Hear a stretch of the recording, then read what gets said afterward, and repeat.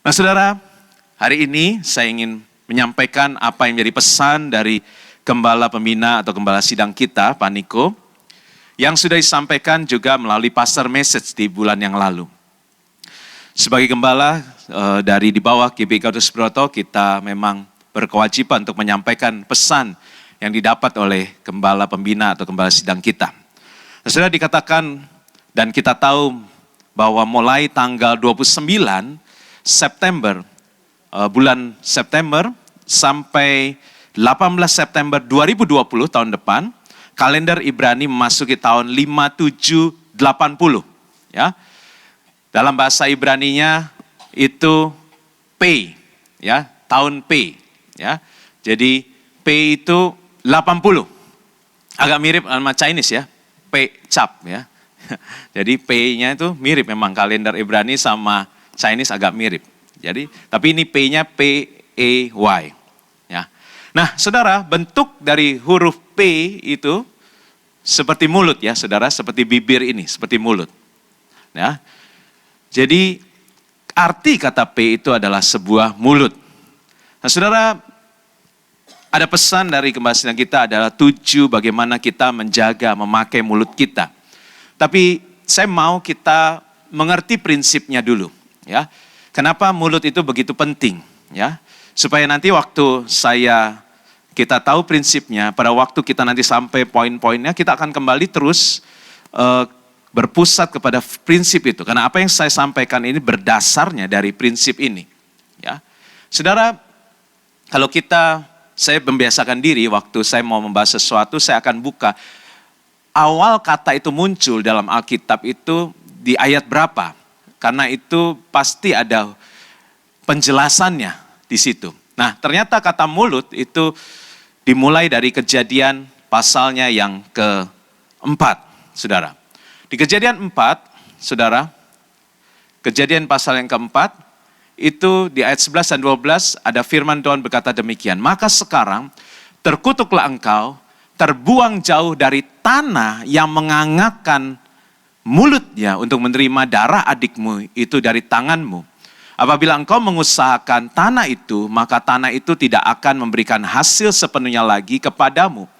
Engkau menjadi seorang pelarian dan pengembara di bumi. Saudara, prinsipnya seperti ini, Saudara. Mulut itu berbicara sesuatu pintu, Saudara. Ya, jadi mulut itu berbicara pintu. Ya, ya. Jadi di sini pada waktu itu Tuhan sedang berbicara pada Kain, di mana Kain membunuh Habil. Nah, Saudara, dikatakan tanah itu mengangakkan mulutnya menerima darah Habil. Dan apa yang terjadi? Karena darah Habil, darah orang yang tidak bersalah tercurah di situ, kemudian dikatakan tanah tidak menghasilkan lagi hasil yang sepenuhnya dalam kehidupan Kain. Jadi artinya mulut itu berbicara sesuatu yang masuk dan yang akan dihasilkan dari situ, itu akan menentukan apa yang masuk dari situ. Karena itu Tuhan pernah mengatakan bahwa dengar dan camkanlah, bukan yang masuk ke dalam mulut yang menajiskan orang, melainkan yang keluar dari mulut, itulah yang menajiskan orang.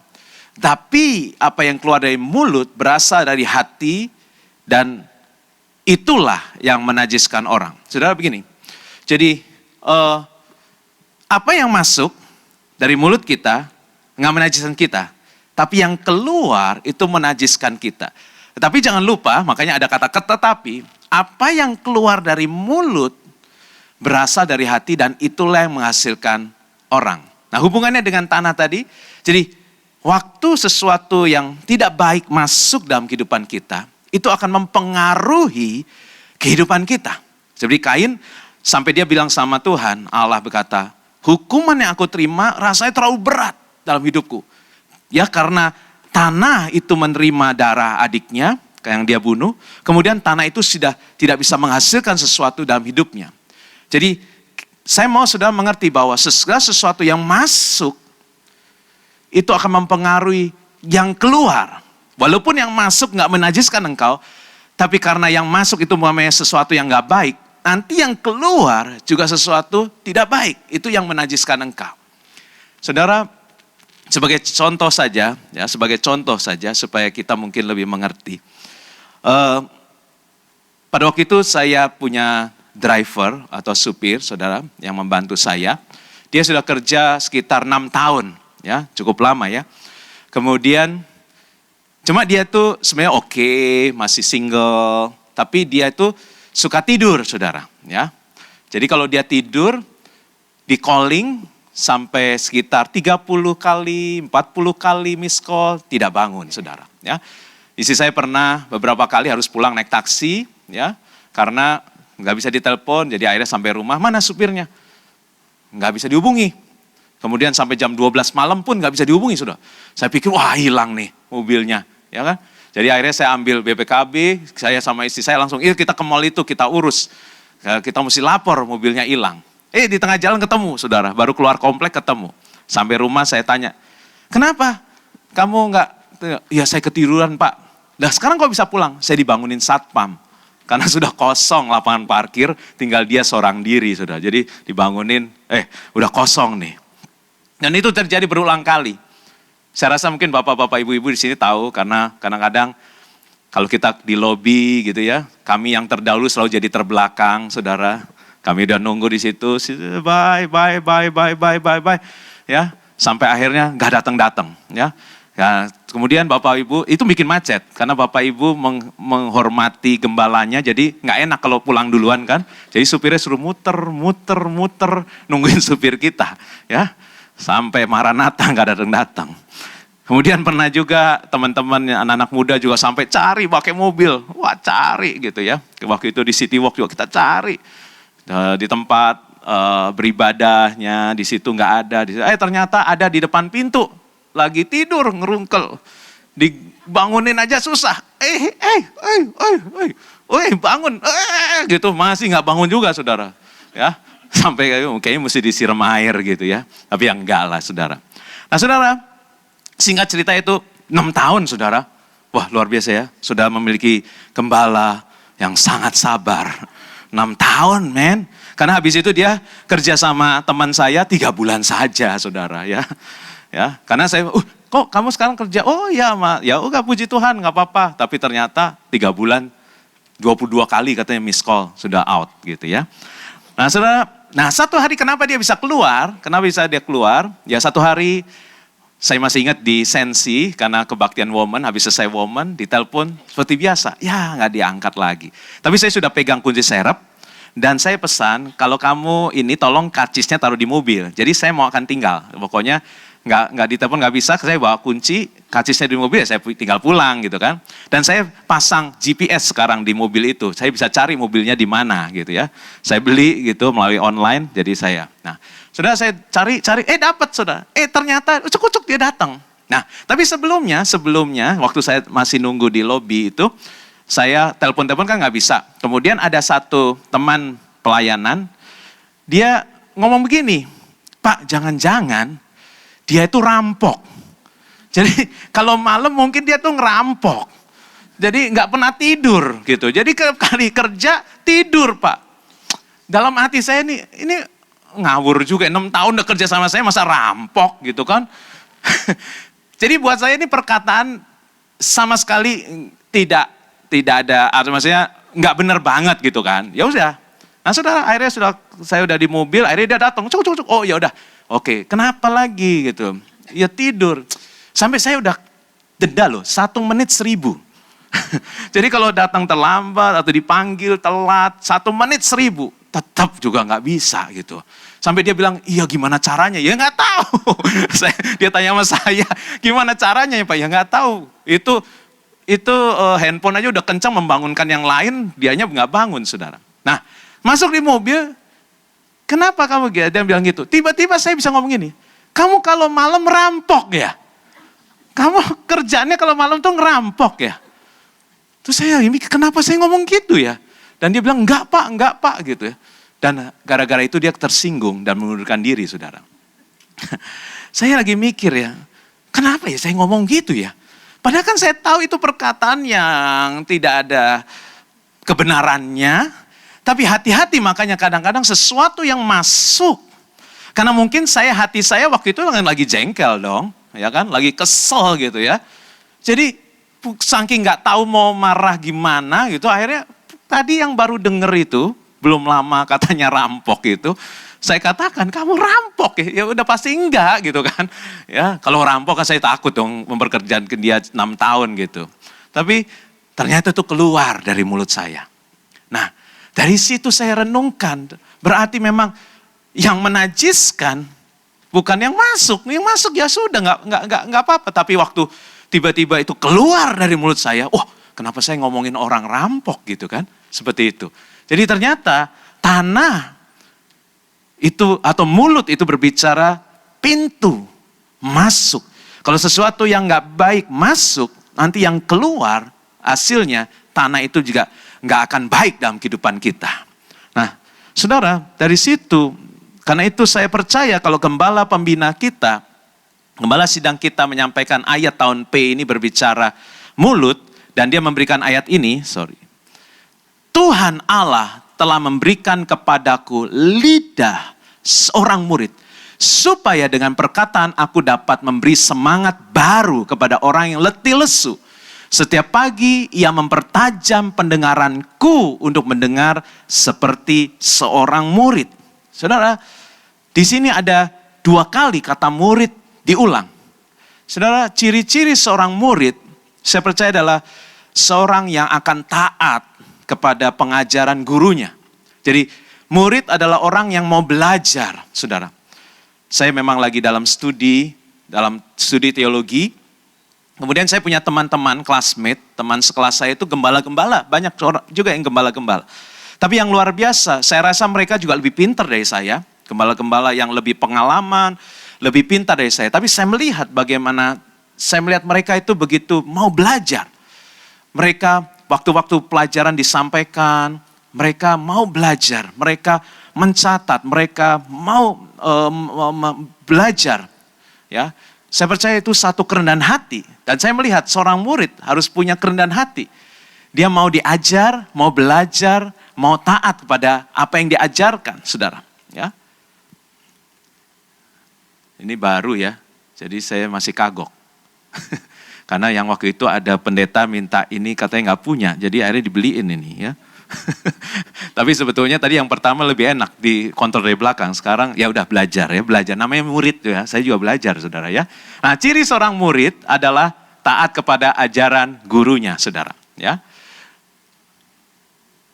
Kelewat lagi. Jadi untuk menjadi murid harus memiliki kerendahan hati. Nah, saudara, dari ayat yang pesan dari gembala pembina kita ini ada 2 bagian. Nah, tolong perhatikan di sini. Tuhan Allah telah memberikan kepadaku lidah seorang murid. Kemudian jangan lupa, setiap pagi ia mempertajam pendengaranku untuk mendengar seperti seorang murid.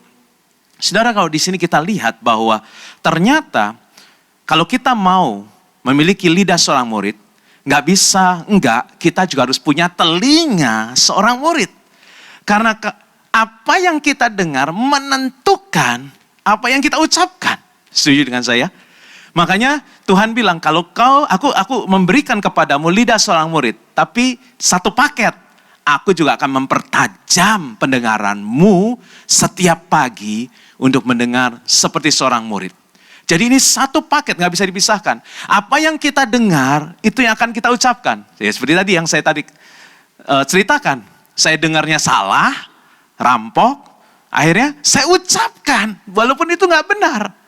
Ya, walaupun itu gak benar, tapi karena saya mendengarnya seperti itu, maka ucapan saya seperti itu. Karena itu kita perlu mendengar firman Tuhan seperti seorang murid supaya yang keluar juga perkataan firman Tuhan, saudara. Gak ada yang amin. Amin. Nah, saudara, telinga dan mulut itu 2 panca indera yang sangat berhubungan. Saya katakannya itu seperti in and out, saudara. In and out. Kita mendengar, kemudian mengucapkan, saudara. Makanya ada satu peristiwa Tuhan menyembuhkan orang satu paket. Ya, jadi bukan salah satu paket. Dikatakan, maka terbukalah telinga orang itu dan seketika itu juga terlepas pulalah pengikat lidahnya, lalu ia baru bisa berkata-kata dengan baik. Jadi yang disembuhkan telinganya dulu, supaya dia bisa mendengar, baru dia bisa berkata-kata dengan baik, saudara. Jadi ini satu paket, ya. Nah, saudara, ini pesan buat kita yang beribadah, semua di sini lagi beribadah. Jikalau ada seorang menganggap dirinya beribadah tapi tidak mengekang lidahnya, ia menipu dirinya sendiri, maka sia-sialah ibadahnya. Makanya lidah, mulut, bibir kita itu sangat penting. Oke. Nah, saudara, ini yang juga dipesan gembala sidang kita bahwa ada 7 kehendak Tuhan atas mulut kita. Saya mau bahas kita satu persatu. Yang pertama, tadi yang sesuai firman tadi katakan, lidah seorang murid untuk memberikan semangat baru kepada orang yang letih lesu. Saudara, jadi kita harus punya lidah atau mulut atau perkataan kita itu memberikan selalu semangat yang baru pada orang yang letih lesu. Ada di sini yang pernah mengalami letih lesu? Oh, 1, 2, yang lain nggak pernah ya? Saudara, Tuhan kasih undangan khusus loh. Marilah kepadaku yang letih lesu dan beban berat. Jadi undangan buat saudara yang letih lesu dan berat, Tuhan nggak menolak saudara, tapi welcome saudara. Nah saudara, atau mungkin saudara pernah ketemu sama orang yang letih lesu. Saudara, orang yang letih lesu ini sebagai contoh lagi saudara, saya mau cerita tentang supir lagi. Tapi ini supir yang lain. Saudara, saya ternyata diproses sama supir, saudara. Jadi ini baru-baru ini, saya baru kembali dari perpergian dengan istri saya. Kami sampai di Jakarta. Supirnya belum nyampe gitu, saudara ya. Dan luar biasa sekarang itu koper bagasi cepat, saudara. Saya pikir bakal lama. Ya udah kita keluar, kemudian kita sudah keluar, saya telepon supirnya. Sampai di mana? Terus halo gitu, nggak bisa kan? Terus saya mau tanya, Bapak sudah di area bandara belum? Sudah sampai belum? Karena tadinya dia baru masuk tol di daerah Puri. Terus nggak ada kedengaran jawaban. Ya akhirnya saya telepon lagi kan, karena saya pikir saya lapar, saya pengen kalau dia masih jauh kita makan dulu gitu. Karena kan kalau itu ya kita tahu di situ kalau kita mau keluar dari internasional tuh nggak mudah kan. Kalau udah susah dia kelewat gitu kayaknya susah. Jadi akhirnya saya mau pasin waktunya. Terus saya telepon lagi, Bapak udah di area bandara belum gitu ya. Terus dia kayaknya nggak nyambung lagi gitu. Jadi nggak ada jawaban. Saya telepon lagi, Pak ya seperti ini, saya dengan lemah lembut saudara ya. Bapak sudah sampai di area bandara belum? Dia dijawab, sudah Pak, sudah dari tadi saya bilang sudah gitu ya. Saudara, itu kalau di tensi, darah saya cepat naik saudara. Gitu ya. Itu memang luar biasa tuh, naik cepat. Tapi kemudian Tuhan ingatkan ayat ini. Aku memberikan kepadamu lidah seorang murid untuk memberi semangat baru kepada orang yang letih lesu.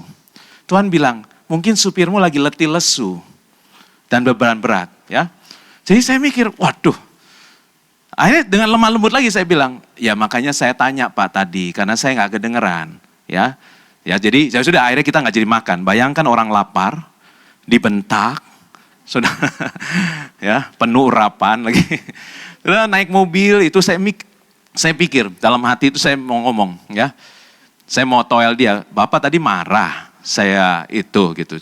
Tapi saya tahu panjangnya ini saya bisa marah gitu kan. Kalau saya pancing gitu. Walaupun awalnya cuma nanya gitu ya. Tapi akhirnya saya bayangkan ayat ini saudara. Kalau dia lagi letih lesu, karena ini saya baru kejadian, kan saya baru pulang. Saudara, saya mau klarifikasi minggu lalu, saya bukan jalan-jalan ya Pak, Ibu ya.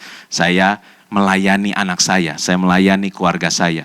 Kalau yang pembicara minggu lalu bilangnya jalan-jalan, bukan ya. Jadi saya melayani, dan selama di sana itu, anak saya itu, sampai saya cek loh, nih saya sampai ngaca ya, apa ada tulisan di sini, silakan bentak saya. Saya sampai nggak ada loh ya. Jadi ini supir ya anak kok marah-marah semua gitu sama saya gitu ya. Saya mikir nggak ada tulisan nih, nggak ada ya Pak, nggak ada ya. Jadi tolong jangan bentak saya. Ya maksud saya kenapa ya? Oh letih lesu. Dia bagi beban berat. Ya saya sekarang untuk melayani saudara. Ya ada sesuatu terjadi kesehatannya dia terus berturut-turut, terus kemudian ya banyak hal saudara. Karena saya percaya, sebenarnya waktu itu istri saya sudah berangkat duluan, tapi tiba-tiba Tuhan taruh. Secara roh pemimpin atau roh seorang bapak, waktu anak kita ada roh yang mengganggu, kita hadir saja, itu roh yang gak baik itu akan pergi, saudara. Karena ada otoritas seorang bapak. Makanya saya harus berangkat pada waktu itu. Saya datang situ dan saya percaya seperti itu, saudara. Makanya waktu Yesus juga datang ke Genesaret tuh, roh itu, orang itu pergi. Nah, saudara, singkat cerita seperti itu. Jadi saya tahu, makanya baru pulang, disambutlah oleh supir seperti itu juga. Dia lagi letih lesu juga rupanya. Rupanya banyak zaman sekarang orang yang letih lesu, saudara ya. Jadi kalau saudara lagi dibentak orang yang marah sama saudara, istri saudara, suami saudara, tolong ngerti, dia lagi letih lesu. Kita jangan ikut marah. Kita harus memberi semangat. Ya, semangat baru. Dia lagi letih, dia lagi capek, dia lagi letih lesu. Kita jangan nyautin bentak lagi, jadi berantem, ribut, ya. Malah akhirnya bukan jadi damai, jadi nggak karuan, saudara. Karena itu saudara, yang pertama, mari kita pakai lidah kita, saudara, untuk memberi semangat yang baru kepada yang letih lesu. Yang kedua, dikatakan pesan dari gembala sidang kita juga bahwa tidak boleh ada perkataan kotor, tetapi perkataan yang baik untuk membangun. Apa itu perkataan yang baik untuk membangun? Perkataannya ramah, penuh kasih, saling mengampuni, sebagaimana kita telah diampuni oleh Bapa. Saudara, saya percaya kita mau belajar ya. Mungkin orang bisa salah sama kita. Kadang-kadang kita nunggu ya, kalau dia minta maaf, gue maafin.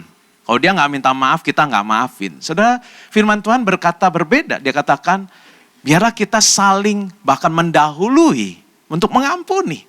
Jangan tunggu dia minta maaf, saudara. Biarlah kita, kan kita udah diampuni oleh Bapa. Ya, kita udah diampuni, kita pun nggak luput dari kesalahan. Saudara, kalau kita mau dihitung kesalahan kita, ngeri, saudara.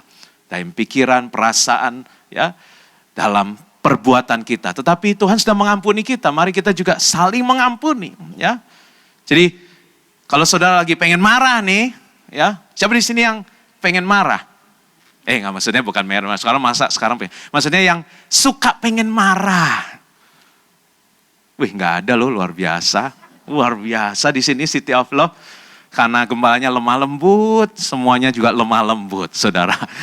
Tadi ada 1-2 sih. Nah, saudara, pesan buat yang pengen marah gitu ya. Saya bilang, udah deh, gak usah ngomong lah, udah dah. Nanti saya memberikan semangat baru. Ya akhirnya sampai rumah, saya gak ngomong, saya cuma bilang, Pak, ya kalau kasih duit kan semangat ya, kasih duit, terus besok datang jam segini, ya semangat Pak, semangat gitu ya. Jadi kita beri semangat dia, saudara ya. Jadi kita nggak perlu urus deh, udahlah lagi letih lesu juga dianya gitu ya. Jadi kita ampuni, ya dia nggak minta maaf tapi saya sudah mengampuni, ya nggak apa-apa, ya udah. Saya percaya kalau itu dilakukan dalam hubungan suami istri, wow, begitu indah, sudah kita. Jadi dicatat kan, biasa kita catat, dia ngomong gini loh ya. Pokoknya kalau dia nggak minta maaf, Pak, saya nggak akan maafkan. Nggak ada ayatnya seperti itu ya. Memang saling mengaku dosamu maka engkau sembuh, betul. Tapi kita nggak tunggu, bahkan saling mendahului saudara untuk mengampuni saudara ya. Jadi kalau saudara lagi pengen marah, coba ditahan 1 minggu gitu ya. Pasti nggak pengen marah ya. Minggu depan deh marahnya gitu ya, kasih schedule. Jadi hari ini tanggal berapa, jengkel banget, kasih waktu 1 minggu. Minggu depan gue akan marah gitu ya. Saya percaya nanti gak marah saudara. Dengan waktu kita akan lewat seperti itu.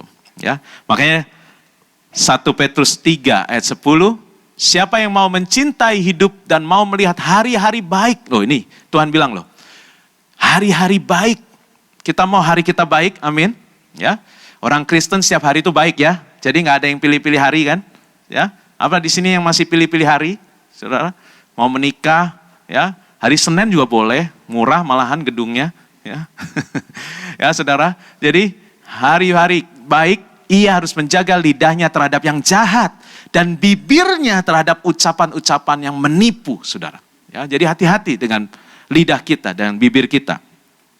Yang ketiga apa? Yang ketiga adalah dengan ucapan kita akan dibenarkan. Dan dengan ucapan kita akan dihukum. Saudara, ini firman Tuhan loh saudara. Ya. 1 Samuel 2 ayat 3. Janganlah kamu selalu berkata sombong. Janganlah caci maki keluar dari mulutmu.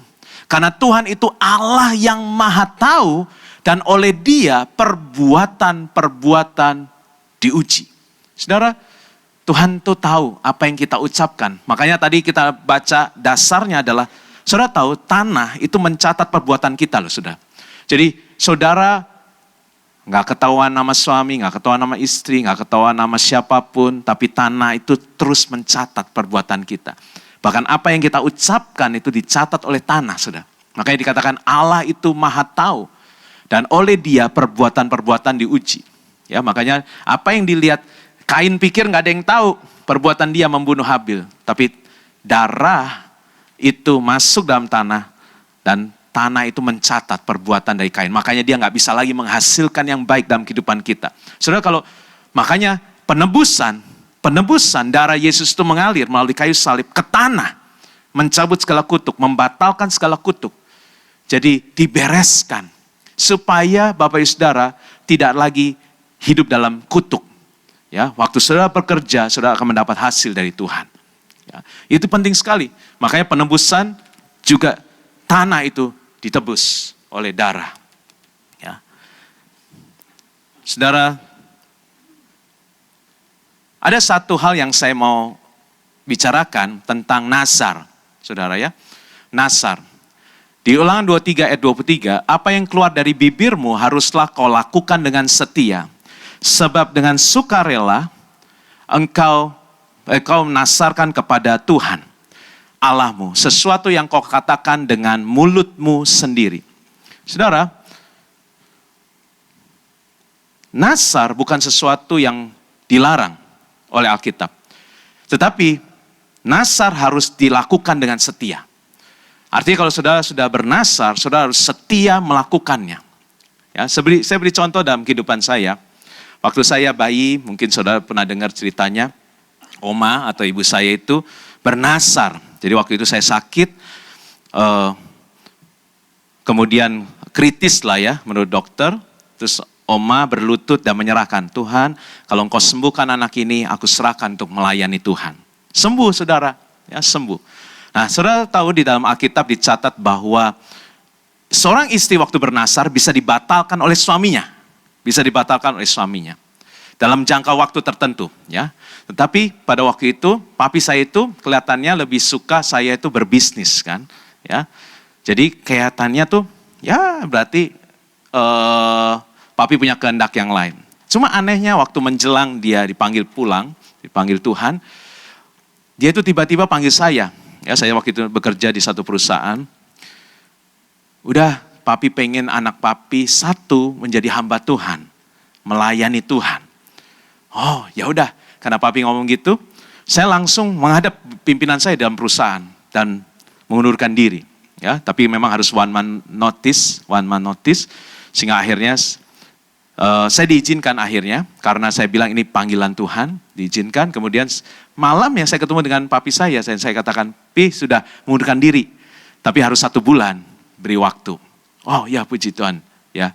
Besoknya papi nggak ada, papi dipanggil pulang, saudara. Nah, tapi juga dalam kehidupan saya, berarti nazar itu saya juga waktu itu pernah marah. Karena mami saya bernazar seperti itu kan, jadi saya merasa, kenapa hidup saya diatur? Ini kan hidup saya, kenapa orang tua saya, apa haknya untuk bernazar menyerahkan saya? Ya. Kemudian saya makanya jadi bandel, saudara. Ya. Kalau mau tahu bandelnya tanya oma lah gitu ya. Tapi bandelnya masih oke lah. Kayaknya bantelan bapak-bapak sini. Enggak deh. Enggak bandel juga gitu ya. Habis itu, satu hari saya kena masalah, saudara. Masalahnya menurut saya kayaknya susah nih selesainya. Dan akhirnya saya berlutut, saudara. Saya sendiri keluar dari mulut saya bernazar. Tuhan kalau ini masalah beres, aku akan melayani engkau, saudara. Akhirnya dari mulut saya sendiri loh. Ya, saya percaya seperti tanda kutip dipaksa oleh Tuhan. Untuk saya sendiri, nih kamu marah karena mamamu bernazar, sekarang kamu sendiri yang bernazar. Jadi menurut saya nazar adalah sesuatu yang Tuhan izinkan dalam kehidupan kita. Asal kita lakukan dengan setia. Makanya sampai hari ini saya percaya Tuhan menyertai pelayanan yang diizinkan, dipercayakan kepada saya. Karena nazar saya. Dan jadi kalau Tuhan udah izinkan kita bernasar, jangan takut. Tuhan juga akan menyertai, memberi kekuatan. Sehingga kita bisa melakukan dengan setia apa yang kita nasarkan, saudara. Ya, jadi, tapi kalau itu memang Tuhan suruh.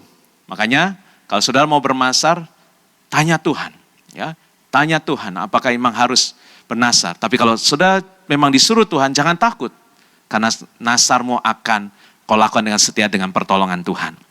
Yang keempat adalah deklarasi. Ya ini nasar adalah sesuatu yang Tuhan mau, nasar harus dilakukan dengan setia. Deklarasi kemerdekaan dan kemenangan. Jadi perkataan kita yang keluar dari mulut ini harus menjadi deklarasi kemerdekaan dan kemenangan, saudara. Ya, makanya kita nggak boleh ngomong sembarangan, saudara. Nggak boleh ngomong sia-sia. Anak-anak muda jangan suka bercanda gitu ya. Hati-hati dengan bercandamu. Ya, mari kita lihat dulu ayatnya. Pasanglah telingamu, hai langit, aku mau berbicara. Tuh, perhatikan. Dan baiklah bumi mendengar ucapan mulutku. Saudara, luar biasa. Langit dan bumi itu mencatat dan mendengar perkataan kita. Dikatakan, waktu kita berbicara, langit atau surga itu mencatat. Demikian juga bumi mencatat perkataan atau ucapan dari mulut kita. Makanya nggak boleh sembarangan. Itu harus selalu menjadi deklarasi kemerdekaan dan deklarasi kemenangan, saudara. Makanya waktu Abraham ditanya anaknya, Pak, sudah ada kayu api, mana anak dombanya? Abraham mendeklarasikan Yehovah Jireh. Nama Yehovah Jireh yang pertama dideklarasikan oleh Abraham di Kejadian 22. Allah yang akan menyediakan. Ya, Yehovah Jireh yang akan menyediakan.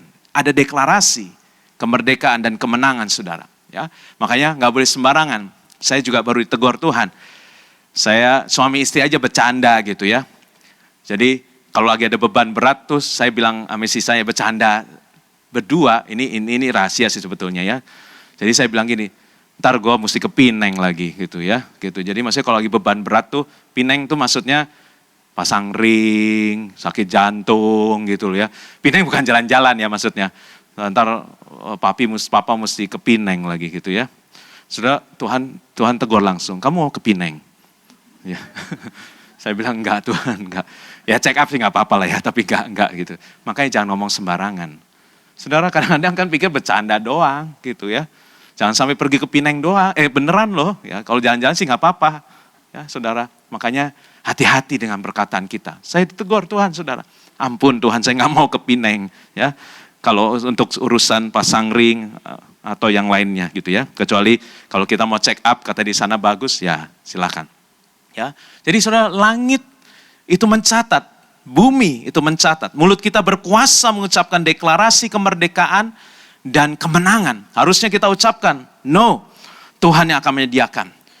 Tuhan akan buka jalan. Saudara lagi ngadapin masalah nih, gak ada jalan tertutup. Tuhan bilang, Tuhan pasti buka jalan. God will make a way. Ya, Tuhan pasti buka jalan. Ya, kemenangan ada di pihak kita. Roh yang dalam kita lebih besar daripada roh yang dalam dunia. Perkatakan itu, deklarasikan, biar surga mendengar dan bumi. Saudara, saya pernah berkhotbah di sini tentang kunci kerajaan surga. Kepadamu telah kuberikan kunci kerajaan surga. Apa yang kau ikat di dunia ini terikat di surga. Apa yang kau lepaskan di bumi ini terlepas di surga. Artinya surga selalu menunggu apa yang kita lakukan. Kalau apa yang kita lakukan benar dan klik, surga pasti mengikuti. Makanya hati-hati waktu Yesus juga menerima 5 roti 2 ikan, dia menengadah. Dia menunjukkan pada surga, ini bagianku. Dan bagian kita itu kecil. Bagian Tuhan itu, bagian surga itu besar. Ini bagianku, kita perkatakan saja, deklarasikan saja. Toh deklarasi gak usah bayar, ya free, tapi dengan iman. Aku percaya, Tuhan pasti menolong aku. Nah, apa yang kita ikat di bumi itu melalui perkataan kita, apa yang kita lepaskan di bumi melalui perkataan kita akan diikuti surga. Ya. Makanya penting sekali kita memperkatakan deklarasi kemenangan dan kemerdekaan dengan perkataan kita. Next-nya adalah, mulut kita berkuasa mengucapkan deklarasi kemerdekaan dan deklarasi kemenangan. Nah, yang kelima adalah perkataan Tuhan. Jadi kita yang keluar dari perkataan kita harus perkataan Tuhan. Bagaimana caranya? Ya, kita harus banyak berada di hadirat Tuhan supaya apa yang kita katakan berasal dari perkataan Tuhan, saudara. Ya, benar-benar kita harus intim sama Tuhan supaya, makanya Tuhan bilang, kalau engkau tinggal dalam aku dan aku tinggal dalam kamu, ya, apa yang kau lakukan, kau akan berbuah. Jadi artinya buah itu apa yang kita ucapkan, apa yang kita lakukan, itu adalah buah. Itu adalah sesuai dengan kehendak Tuhan nantinya.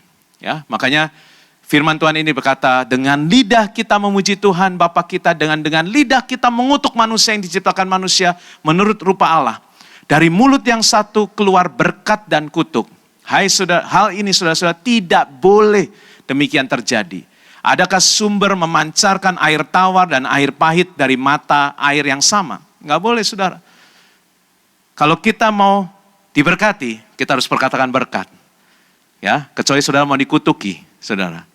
Tapi kalau kita mau diberkati, ucapkan berkat. Enggak boleh dari mulut yang sama keluar berkat dan kutuk. Karena itu penting sekali supaya perkataan Tuhan yang keluar, kita harus dengar-dengaran akan firman Tuhan. Kita harus intim dengan Tuhan. Kita harus dekat sama Tuhan. Ya. Nah, saudara, saya mau memberikan pendapat saya tentang seorang istri. Siapa di sini seorang istri? Ayo ngaku. Ya, ibu-ibu, istri, anak-anak muda yang sudah jadi istri. Perhatikan. Saudara, menurut saya, istri itu perkataannya harus perkataan Tuhan. Karena Tuhan pernah berbicara pada Abraham. Waktu Sarah menyuruh Abraham mengusir Hagar, ya, pada waktu itu Tuhan bilang begini, khususnya di kalimat yang saya garis bawahi ya, haruslah engkau mendengarkannya. Mendengarkan apa? Perkataan istri, saudara. Jadi para bapak-bapak, haruslah engkau mendengar perkataan istrimu. Amin bapak-bapak? Nggak ada yang amin ya. Nah, tapi perkataan istri juga harus datangnya dari Tuhan. Nggak boleh sembarangan gitu ya. Nah, bagi saya istri itu adalah co-pilot atau navigator. Ya.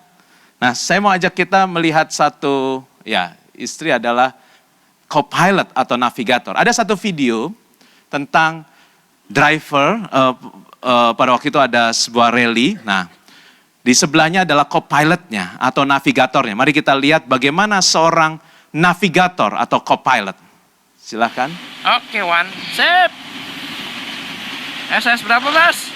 4. Yoi, terakhir ya. Tinggal 56.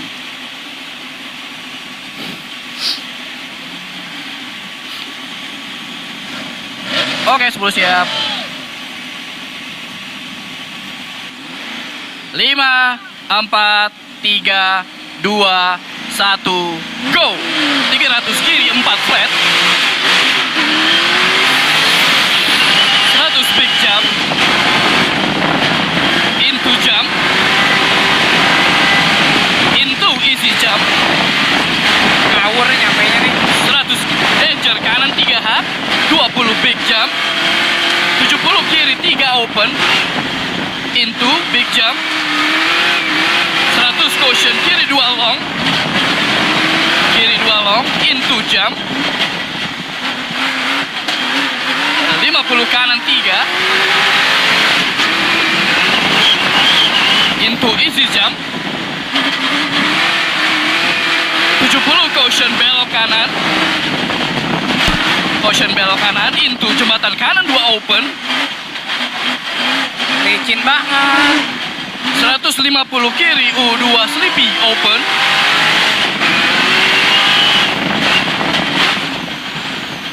Oke, ya. 100 big jump flat, good.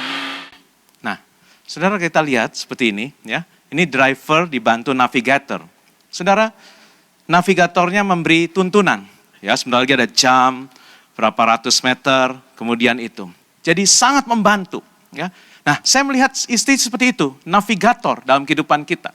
Jadi suaminya yang drive, memimpin keluarganya, mengarahkan. Nah, istrinya memberi masukan. Apa yang dibaca tadi? Firman Tuhan. Ya. Jadi, oh ngalamin gini, oh tenang suamiku, ini sebentar ada goncangan. Sementara ada masalah, tapi Tuhan menyertai, Tuhan menjaga, tuh terus memberi masukan. Ya, jadi coba kalau navigatornya, goblok lu, ya, wah gitu aja nggak bisa. Kenapa sih nyetirnya kayak gini? Hah? Gitu ya, saudara. Saya percaya itu terbalik tuh mobil, saudara ya. Jadi dia harus memberi masukan yang benar. Arahnya begini, saudara. Makanya Tuhan bilang, aku menciptakan seorang penolong yang sepadan. Untuk menolong saudara, bukan untuk menjatuhkan. Makanya harus memberi masukan yang sesuai arahan yang benar. Dan jalan hidup kita dituntun, firman Tuhan adalah pelita bagi kaki kita dan terang bagi jalan kita. Makanya kita penting banget, kaum wanita khususnya, tahu akan firman Tuhan. Supaya yang keluar dari mulutmu, itu perkataan Tuhan. Saudara, ya, saya sangat menaruh dalam komitmen dalam hidup saya harus mendengar perkataan istri saya. Tapi saya juga wanti-wanti, kamu harus benar-benar dekat sama Tuhan supaya yang keluar dari perkataanmu, perkataan Tuhan. Ya, karena itu saya pasti dengarkan. Saya nggak bisa keluar dari sini, keluar dari sini, enggak. Saya akan masuk ke sini. Tapi yang bukan dari Tuhan pasti akan menyakitkan atau salah arah. Makanya saya wanti-wanti buat istri saya untuk terus intim sama Tuhan. Minta tuntunan supaya perkataan Tuhan yang keluar, bukan perkataan yang lain. Makanya saudara, ibu-ibu kan dikatakan di dalam Mazmur 108, istrimu seperti pohon anggur yang subur di dalam rumah. Jadi artinya suami pulang saudara, lagi letih lesu ya saudara, mungkin dia marah-marah, kita tetap memberi ketenangan, memberi semangat, ya, memberikan satu gairah. Tuhan menyuruhnya seperti ini, Tuhan mengarahkan seperti ini, memberikan penghiburan kepada suami kita. Karena dia navigator, istri adalah navigator, istri ada co-pilot untuk terus menguatkan kita, memberikan, ingatkan kita akan firman Tuhan. Amin, amin ibu-ibu. Ya cuma dikit yang amin ya. Oke, selanjutnya adalah saudara, mulut ini harus dipakai untuk berdoa, memuji, dan menyembah Tuhan, saudara. Ya, Mazmur 40 ayat 4, ia memberikan nyanyian baru dalam mulutku untuk memuji Allah kita. Banyak orang akan melihatnya dan menjadi takut, lalu percaya kepada Tuhan. Saudara, nyanyian baru ke dalam mulut kita. Saya pikir, saya sampai bilang sama, ini kayaknya mesti bilang nih sama tim musik. Coba ciptakan nyanyian baru yang bikin orang takut. Ya, kata-katanya apa sih yang bikin orang takut? Ternyata bukan. Ya, kemarin baru dijelaskan bahwa nyanyian baru yang membawa orang jadi takut adalah yang membawa hadirat Tuhan. Waktu kita memuji menyembah Tuhan, hadirat Tuhan itu membuat orang bertobat, saudara. Takut akan hadirat Tuhan itu bukan ketakutan takut seperti kita takut hantu ya, tapi maksudnya ada satu rasa respect, hormat kepada Tuhan. Saya diberkati juga minggu lalu oleh hambanya, dikatakan bahwa kita jangan mikir kasih saja. Memang Tuhan sudah mengasihi kita, tapi seperti sayap, sebelah sini adalah hormat dan takut akan Tuhan. Jadi kita terhadap Tuhan, memang Tuhan mengasihi kita, tapi jangan lupa kita harus hormati dan hidup benar, takut akan Tuhan. Karena dia juga angin api yang menghanguskan. Karena itu penting buat kita untuk mulut kita itu penuh dengan pujian. Makanya saudara, kalau kita banyak ada dalam hadirat Tuhan, ya, saya rindu sebenarnya kaum wanita nih khususnya ya. Ibu-ibu itu kan kayaknya perlu jatah ngomong ya. Ya, saya dengar dan saya pelajari ibu-ibu itu punya jatah ngomong. Saya rasa 2 jam kurang ya. Kalau ibu ngomong terus 2 jam itu kurang ya. Makanya saya bilang menara doa itu singkat sekali loh, cuma 2 jam gitu ya. Ngomong sama Tuhan 2 jam. Tapi ya for start nggak apa-apa ya. Baru pertama kali nggak apa-apa ya. 2 jam dulu. Nanti kalau ibu-ibu lebih suka lagi, kayaknya saya perlu 10 jam Pak ngomong sama Tuhan. Karena memang saya itu hobi berbicara gitu ya. Jadi ya sudah, kita akan perpanjang jam menara doanya. Tapi kalau sekarang baru 2 jam, bicara lama Tuhan di menara doa saudara. Ya, daripada saudara ngegosip, saudara ngomong sama, atau pulang suami duduk ya. Ngomong-ngomong ya, duduk. Itu tambah letih lesu lagi loh, dia sudah letih lesu, duduk ya, duduk. Nih gue kasih makan, lu duduk ya, gue ngomong nih ya. 2 jam saudara ya, dia bisa stres gitu ya saudara ya. Nah saudara, makanya kita harus banyak ngomongnya sama Tuhan. Ya, dalam berdoa memuji menyembah Tuhan, bahkan harusnya kita akan diberikan nyanyian baru dalam mulut kita. Makanya nanti waktu pulang sampai rumah, kemudian sana udah pulang dari menara doa beda. ya. Kalau pulang dari mall, habis arisan, juga pasti beda sama pulang dari menara doa. Ya, pasti beda. Kalau habis arisan tuh pulang, ketemu suami letih lesu, kita juga letih lesu, wah bisa bahaya itu. Ya, tensinya tinggi, saudara ya. Jadi, tapi kalau pulang dari menara doa, suami marah-marah, kita akan jawab, mulutku penuh dengan pujian kepadamu ya Yesus Tuhan. Suaminya bingung, loh dibentak-bentak malah nyanyi. Kamu dari mana? Dari menara doa. Wah bagus, bagus. Gereja memang harus ada menara doa. Jadi pulang-pulang nyanyi saudara. Dibentak-bentak nyanyi saudara. Ya, makanya kita buka menara doa. Khususnya buat kaum wanita saudara. Supaya capek ngomong sama Tuhan aja. Pulang tinggal nyanyi saudara. Ya. Dan saya percaya suami-suami akan bersyukur kepada Tuhan. Terima kasih. Gereja ini berfungsi dengan luar biasa. Berdampak buat keluarga saya. Ya, menjadi jawaban buat keluarga saya. Saya percaya saudara, suami-suami tambah rajin ke gereja nanti. Ya, jadi kalau yang suaminya belum ikut ke gereja, jangan-jangan dia masih menganggap gereja tidak menjadi berkat. Karena istrinya belum berubah saudara. Ya, tapi kalau saudara udah ikut menara, saya percaya nanti, beda ya istriku sekarang ya. Diajak ngomong nyanyi lagi. Mulutku penuh dengan pujian. Satu lagu aja itu gak apa-apa. Ulang-ulang terus saudara ya. Saya percaya suaminya nanti akan bertobat. Saudara. Wow, sudah luar biasa. Dibentak, dimaki, tetap mulutku penuh dengan pujian. Saudara, wah suami luar biasa ini. City of love, penuh dengan kasih. Ya, dia ngomong apa aja, jawab aja. Mulutku penuh dengan pujian. Saudara, saya percaya itu jadi berkat saudara. Benar saudara. Ya saya dengar kesaksian seperti itu saudara. Ya dikira istrinya gila saudara ya. Tapi kalau gila dalam roh nggak apa-apa lah ya. Akhirnya suami ikut gila. Ya, akhirnya suami ikut loh saudara. Ikut gila dalam roh nggak apa-apa saudara ya. Ya saudara, karena itu mulut kita tuh berpengaruh luar biasa. Makanya Tuhan bilang Tuhan akan berikan nyanyian baru dalam mulut kita untuk memuji, menyembah Tuhan. Saudara, gembala pembina kita juga pesan. Kita harus berdoa untuk beberapa hal ini. Ya, Tuhan berikan nyanyian baru pada orang yang mengasihi Tuhan. Menjadi takut artinya nyanyian baru menghadirkan hadirat Tuhan ya. Nah ada 5 pesan dari gembala pembina kita untuk kita doakan. Saudara kita perlu catat ini, kita harus berdoa. Yang pertama bagi Indonesia. Dan deklarasikan, damailah Indonesiaku. Saudara, Tuhan udah campur tangan loh sampai hari ini ya. Luar biasa loh, kalau menurut saya semua boleh berjalan dengan baik. Yang ditakutkan tidak terjadi, semua karena kuasa Tuhan loh saudara. Bukan karena, berarti yang dulu itu bohong ya. Saudara, ini karena kuasa Tuhan. Ya. Tapi kita harus terus berdoa buat Indonesia.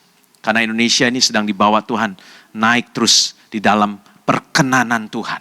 Makanya kita harus deklarasikan dalam doa kita, damailah Indonesiaku, damailah Indonesiaku. Saudara, yang kedua kita harus berdoa bagi messenger of the third Pentecost. Saudara, banyak orang mungkin ada pro dan kontra. Tapi saya percaya puji Tuhan GBI dari semua sinode GBI sekarang sudah setuju bahwa Pentakosta yang ketiga artinya adalah pencurahan Roh Kudus secara besar-besaran di mana terjadi penuaian terbesar dan yang terakhir. Nah ini kesepakatan di GBI sudah. Makanya GBI sekarang namanya GBI Sehati. Saudara. Termasuk City of Love Sehati saudara. Ya, makanya hari ini juga saya sampaikan pesan ya bahwa kita ini harus satu. Bersama-sama berdoa buat messenger. Saya mau gereja ini juga menjadi messenger of the third Pentecost. Kita harus sampaikan bahwa ada pencurahan Roh Kudus secara besar-besaran. Kita harus alami untuk apa? Untuk penuaian yang besar dan terakhir saudara. Ya. Kemudian kita harus doakan ada payung di atas GBI Gatot Subroto yaitu Church of God. Juga Universitas Oral Robert. Ini disebut juga oleh gembala sidang kita. Harus didoakan karena dia membuat satu kurikulum tentang restorasi Pondok Daud. Dan dia mendukung tentang Pentakosta yang ketiga ini. Kemudian yang ketiga, berdoa bagi penuaian jiwa besar-besaran. Saudara, kita harus doakan supaya gereja kita juga ikut ambil bagian dalam penuaian jiwa yang terbesar ini. Berdoa buat generasi Yeremia. Apa itu generasi Yeremia? Generasi Yeremia adalah anak-anak muda yang cinta mati-matian dengan Tuhan. Ya, dan kemudian hidup kudus di hadapan Tuhan. Enggak kompromi dengan dosa. Kita bersyukur kalau anak-anak muda kita bisa menjadi seperti itu kan saudara. Kita bersyukur banget punya generasi penerus yang hidup benar di hadapan Tuhan. Kemudian kita berdoa juga, datanglah kerajaan-Mu, jadilah kehendak-Mu di bumi seperti di surga. Kerajaan Tuhan datang dalam kehidupan kita, dalam gereja kita, dalam rumah tangga, dalam bisnis kita. Yang terakhir adalah kita harus pakai mulut kita untuk amanat agung. Pesan Tuhan sebelum Tuhan naik ke surga itu terjadi. Karena itu pergilah, jadikanlah semua bangsa muridku, dan baptislah mereka dalam nama Bapa dan Anak dan Roh Kudus.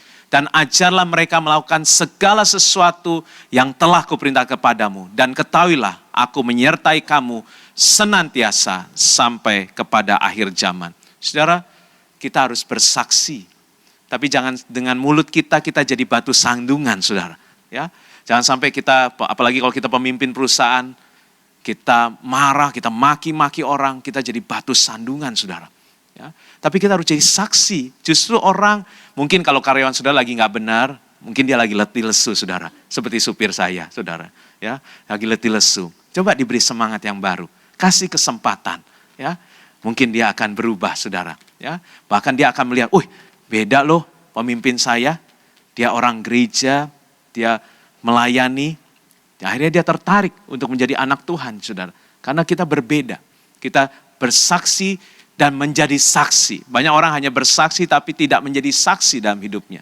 Tapi bukan hanya bersaksi, tapi kita menjadi saksi dalam hidup kita, saudara. Ya. Yang terakhir, saudara, saya percaya Roh Kudus dicurahkan secara luar biasa untuk penuaian yang terbesar dan akhir. Saudara, waktu Roh Kudus ada dalam kita, saya percaya Roh Kudus yang akan menuntun kita dan berbicara. Roh Kudus akan menuntun kita dalam menyampaikan sesuatu. Dan itu adalah perkataan Tuhan. Amin, saudara. Mari kita akan masuk dalam perjamuan kudus.